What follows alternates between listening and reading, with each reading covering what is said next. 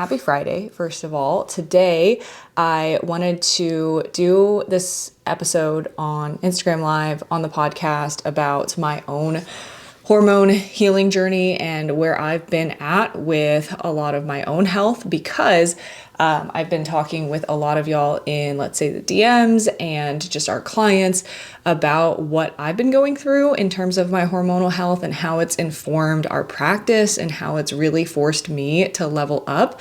And I just want to share, the lessons, just the takeaways and the things that I wish I knew sooner, because this is so applicable if you feel like your body's not responding to you in one way or another. So mine is going to be definitely more so from like the cognitive performance side for work and overall like discipline and things, but there were also physical body things that started showing up for me too, which was really interesting. And so if you feel like your body is not responding to you with fat loss, with losing stubborn body fat, or you're puffy all the time and you feel like willpower is your issue, discipline is your issue, or you just need to make the time, it needs to be more of a priority, like I'm going to share my story and why those beliefs for me really were shattered. And I realized that like I am a human. I am not just immune to stress,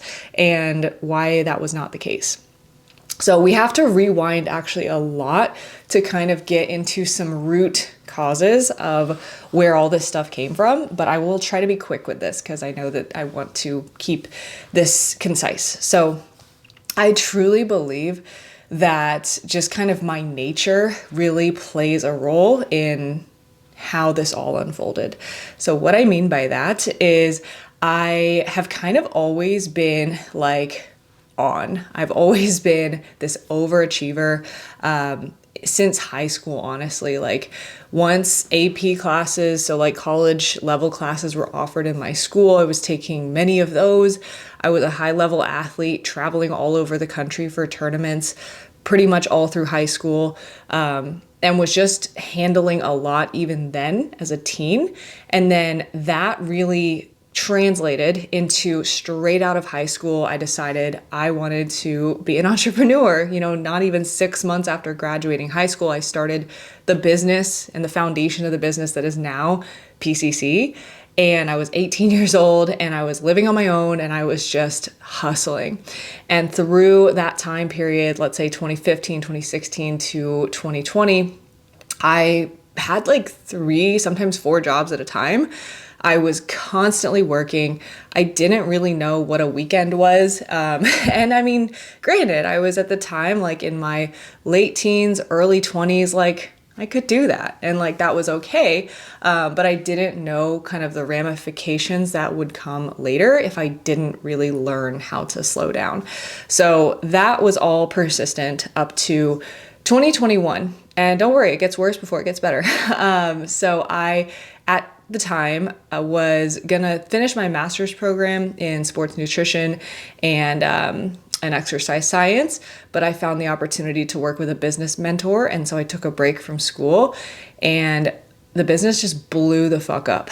Like it literally blew up in 2021. It like tripled in size. We had to hire so many people and we were growing so fast since 2021 up to like 2023, 2024, it was just a sprint.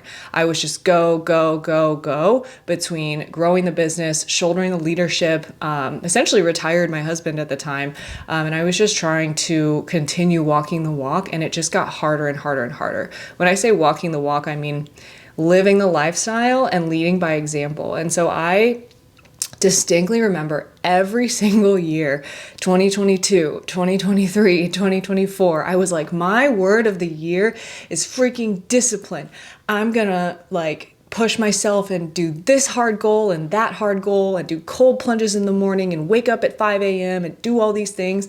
And like, I was literally treating myself so militaristically, if that's a word, militaristically, because I wanted to be that inspiration, that example. And it all came from this place of like, I just wanted to be the leader that, led this big growing company. But what I didn't realize was it was so counterproductive to everything that I wanted to do. And so what happened was my body, and I use this analogy with clients a lot too, my body started whispering to me the signs, and I completely ignored them. So it was whispering to me by saying, hey, we're going to make it really, really hard for you to get out of bed on time. And so because you actually need more rest and more sleep. But I was forcing myself up to do these cold plunges and cold showers and waking up at 5 a.m. to do all this personal development work. And I was just fighting my body. And that led to a lot of exhaustion. That went on for a couple years. And I always kind of thought that I was just the type of person that, like, no matter what, I just need like 9 to 10 hours of sleep a night to function normally. And if I wasn't getting that, then like, that was just a me thing. And the reality was I didn't actually need that much. My body was just whispering for it. And I also heard some whispers in hindsight of just kind of constantly running on fumes and anxiety. So like every action that I took was out of this hasty anxiety to produce, to perform. If I don't do this, then there's negative consequences, instead of operating out of abundance and like service and joy and all of these positive emotions. Like there wasn't a lot of that, and there was still gratification and fulfillment in the process because I love growing as a person and what I do. But there was so much pressure. And so through this time, 2021 to 2024, I definitely developed a lot in terms of self-awareness, emotional awareness, but I didn't really realize the impact that it was having on my body. And the kind of kicker to all of this is what's funny about all those years, I was constantly starting fat loss phases and getting nowhere, because I'd get to the end of the night and I would be running on so many fumes and like numbing and dissociating, just scrolling on my phone and getting so snacky and stress eating. And it wasn't like exorbitant amounts of food, but stress eating was just a consistent thing. And I literally just thought like I had no willpower. I thought I didn't have the willpower to wake up on time. I thought I didn't have the willpower to stop eating extra snacks at night. And in hindsight, like I wish I knew that it wasn't just willpower. It was literally all of these signs my body was giving me of like, hey, something's off, and like your body's trying to compensate for it hormonally. And, we're doing our best, but we need something different. So that's kind of what was really interesting about it, was I was trying to achieve this higher level fat loss. I was always looking for like, if I had just dropped like 5 more pounds, I'd be so lean that I could do a photo shoot and like do all this other stuff for the business. And I was making it mean so much about myself that like I was losing confidence because I wasn't making the progress on my goals. I wasn't able to say like, hey, look, I lost X amount of fat by doing X, Y, and Z. And I started to feel like an imposter through this time too. And I just kept restarting and thinking it's just discipline, it's just commitment. And like, it really wasn't. So if you're somebody who feels that way with your own fat loss journey, but you've been chronically stressed for God knows how long, just keep that in mind, right? So how did I actually turn this around and find out about all this stuff?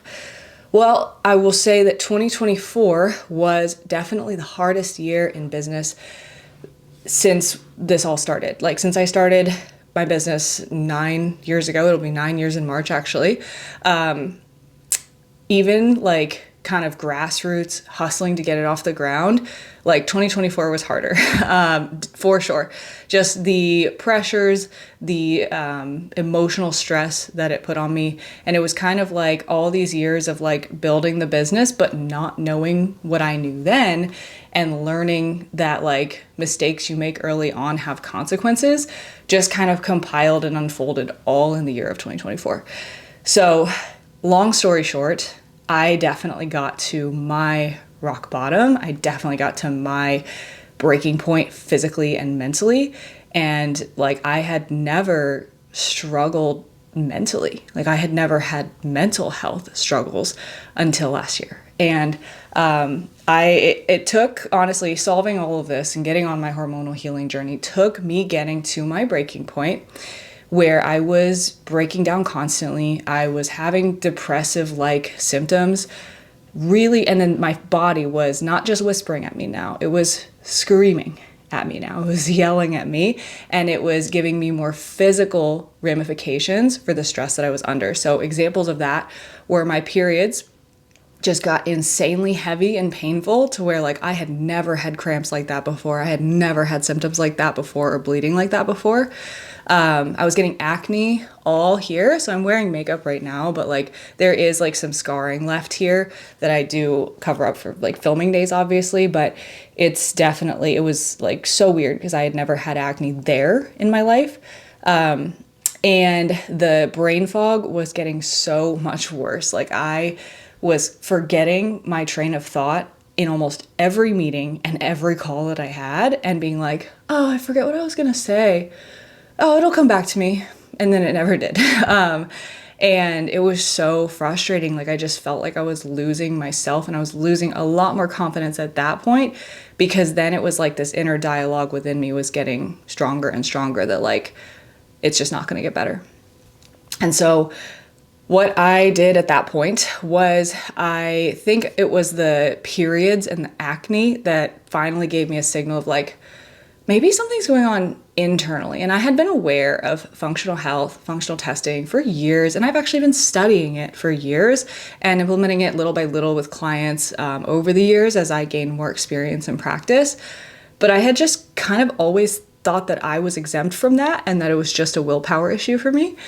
So lo and behold, we finally got some testing done. I took the Dutch and I did a full blood work panel because I did not thankfully have any gut symptoms. And lo and behold, we found pretty bad cortisol dysregulation, our stress hormone. We love that.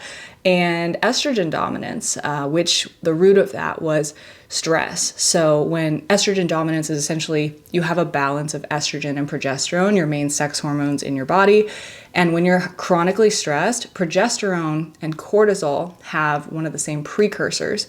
And so when we're chronically stressed, there's this thing called basically the cortisol steal, where cortisol, your body's trying to make so much of it that it's stealing the precursor from the progesterone and leading to this disproportionate ratio between estrogen and progesterone that then creates estrogen dominance, which then creates the heavy periods, the acne, and the hormonal symptoms. And then the chronic stress depletes things like magnesium, zinc, the excess heavy bleeding in your periods leads to iron deficiency.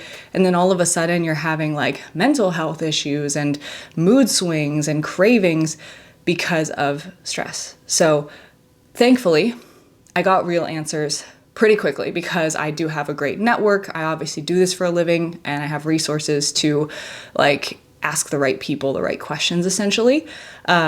And I've been doing the whole tracking my macros, getting my steps in, drinking my water, all of that for years. So the baseline was already set.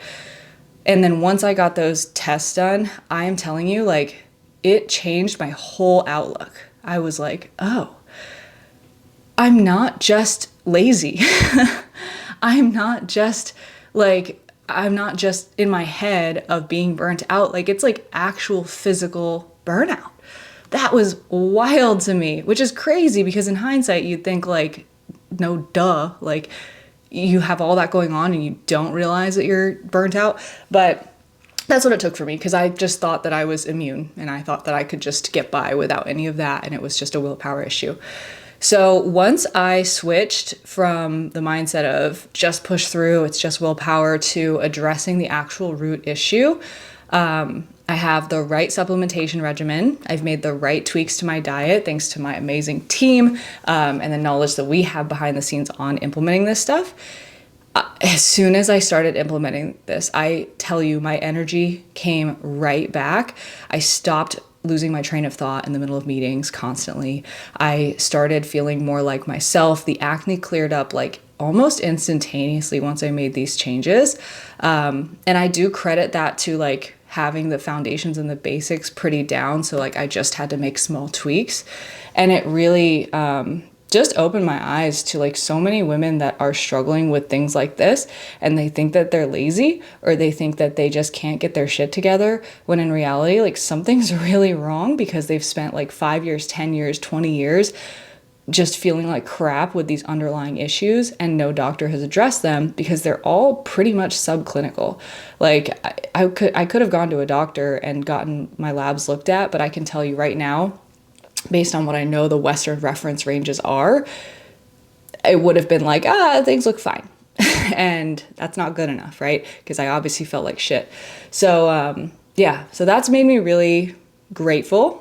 That's my journey, and that's what's made me really passionate about what we're doing right now. So basically the journey that I just shared is really just a snapshot of what we're doing with women now, where we have the resources to order these tests to get the answers and help women integrate all of that, right? So it's the marriage between the accessibility to the right tests, finding the answers, and then the marriage between that and making the changes permanent because of my background in neuroscience and psychology and behavior change, and really integrating this stuff so that, like, for me, for example, the root of the issue is stress. So like changing your environment, changing how you manage and perceive stress, changing how you set up your life so that that doesn't happen again. That's what most people are missing, right? You can't just take a couple supplements and it'll be fine. Like, you have to actually change what caused it in the first place. So that has lit a whole new fire under me, because it's just given so much more depth to the meaning of permanent change and what we do. So it's been a great journey. I'm grateful for it, even though it kind of really sucked as we were going through it. But, that's what turning pain into purpose really looks like. So with that being said, there's a couple of kind of deeper topics that I referenced as I went through my story that you might want to go back through the podcast if you want to learn more about any one topic. So if you want to learn the difference between Western medicine and functional medicine and how those things are a little bit different, you can go on my Instagram for an Instagram live on that, or to the podcast. And then we also have a podcast that outlines the 3-step process for how exactly we kind of do what I did for myself, but how we've warped that for clients to benefit for weight loss specifically. That's also on my Instagram live and on the podcast.